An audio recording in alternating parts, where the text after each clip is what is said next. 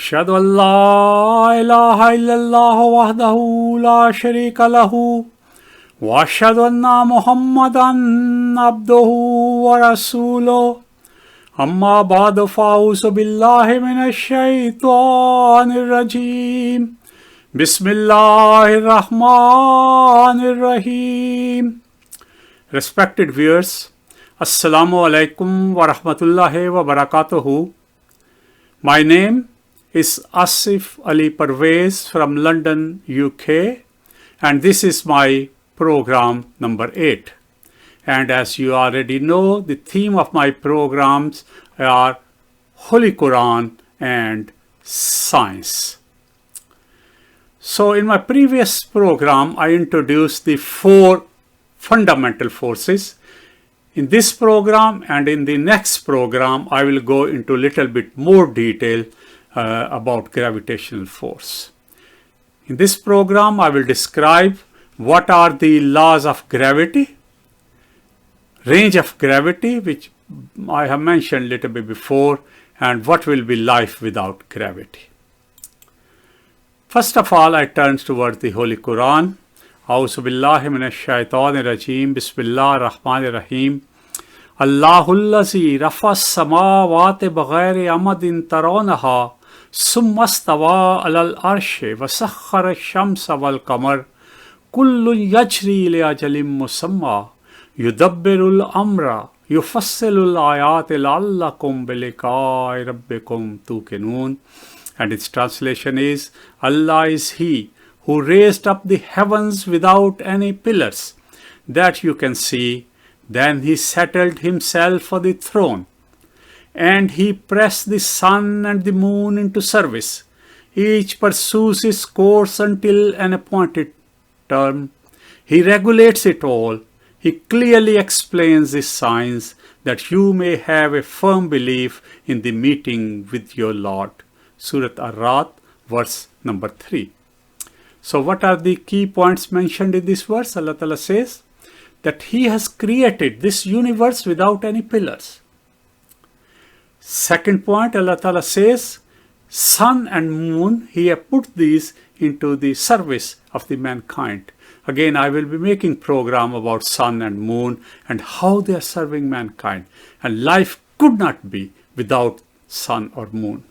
And they have fixed period. They have a period when moon will finish and the sun will finish. And He regulates them. And He explains His signs. In another verse, Allah Ta'ala says, A'udhu billahi minash shaitanir rajim. خلق السماوات بغير عمد ترونها والقى في الأرض رواسي أن تميد بكم وبث من كل دابة وأنزلنا من السماء ماء فأنبتنا فيها من كل زوج كريم. And its translation is, He has created the heavens without any pillars that you can see, and He has placed in the earth firm mountains that it may not quake with you, and He has scattered therein all kinds of creatures. And we have sent down water from the clouds and caused to grow therein every noble species. Surah Luqman, verse 11. Now, what are again some of the key points? Number 1, Allah Ta'ala says He has created without pillars, you can see. Now, please note, in the first verse which I read, exactly these words are used. And in this verse which I have just read prior to this slide, again Allah Ta'ala has used these words. So that shows the importance of this. And if we look around the universe, there are no pillars. You know, when you are building a house, for example, their walls are made. And if it's a big building, then you put pillars around them. And those are the pillars which hold them. But here is the universe, and you see no pillars. And reason is that Allah Ta'ala has used gravity to maintain this universe. And I will be explaining that in this program and in the next program. Then Allah Ta'ala says He has put the mountains on this earth. And again, mountains could not be created if there was no gravity. And then Allah Ta'ala says He sent water from the clouds. Again, same thing. No gravity, no rain. No water, no life. Now, I want to mention one person. His name is Sir Isaac Newton. He was around 300 years ago, roughly, born 1643, died 1727. And you might have heard his name when you were studying at school.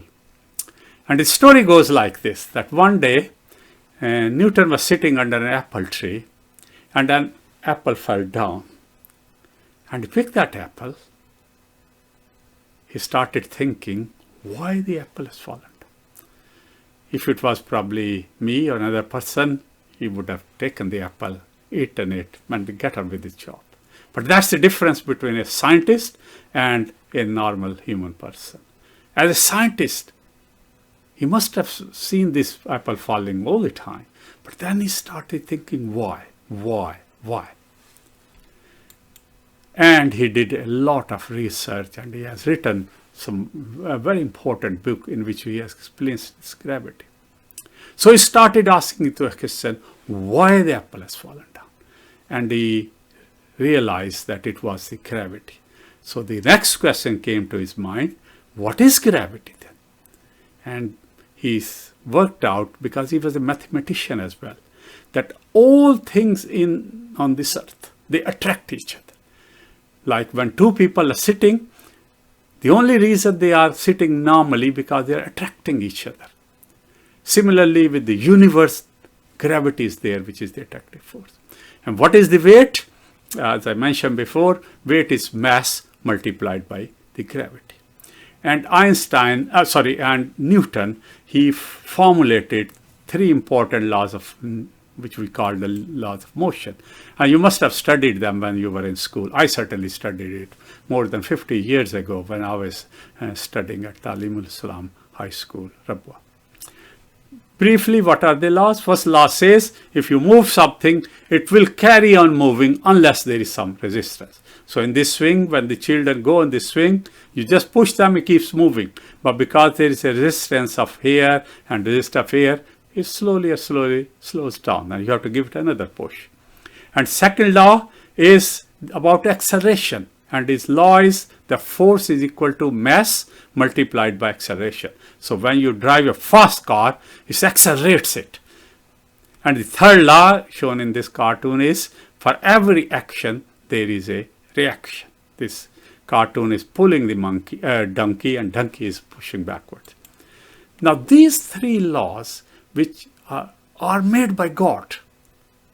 What Newton did, he just discovered them. So these laws are made by God, not by Newton. They govern our lives. We walk under the influence of these laws. We run under the influence of these laws. We play cricket under the influence of laws. And our aeroplanes flies under the influence of laws. And our rockets, which blast to the space, they also use the same laws. Now I want to turn to the Holy Quran again. Allah Ta'ala says, وَهُوَ الْأَعُوذُ بِاللَّهِ مِنَ الشَّيْطَانِ الرَّجِيمِ وَهُوَ الَّذِي خَلَقَ اللَّيْلَ وَالنَّهَارَ وَالشَّمْسَ وَالْقَمَرَ كُلٌّ فِي فَلَكٍ يَسْبَحُونَ. And its translation is, and he it is who created the night and the day and the sun and the moon, each gliding along in its orbit. Surah Ar-Rum, verse 19.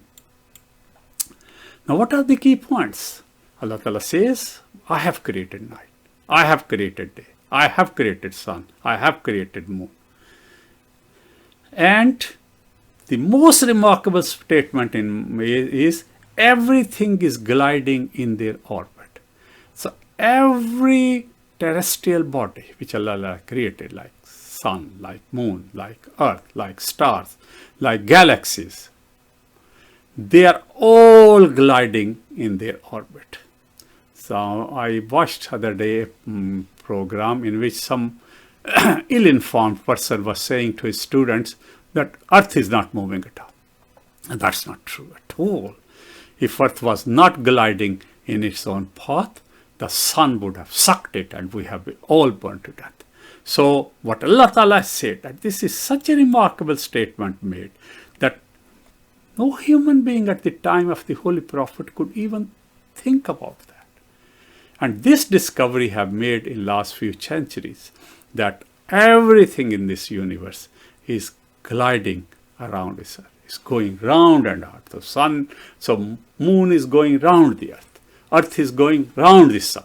Solar system is going again, moving, around black holes or whatever they are. So this principle applies throughout the universe, and I will be mentioning that in some other program as well. Here is an example of a solar system, which I just mentioned. As you know, there is our sun, and there are 8 planets, and Earth is one of them. And in my next slide, I will show you this simulation of our solar system. Sun is in the center, and you can see the Earth is going round and round, and there are other planets which are going round and round. And they are all going around and around because of gravity. If we look at the Milky Way, our Milky Way is huge. It's so big that we cannot just measure it in miles. So for that, we use light years.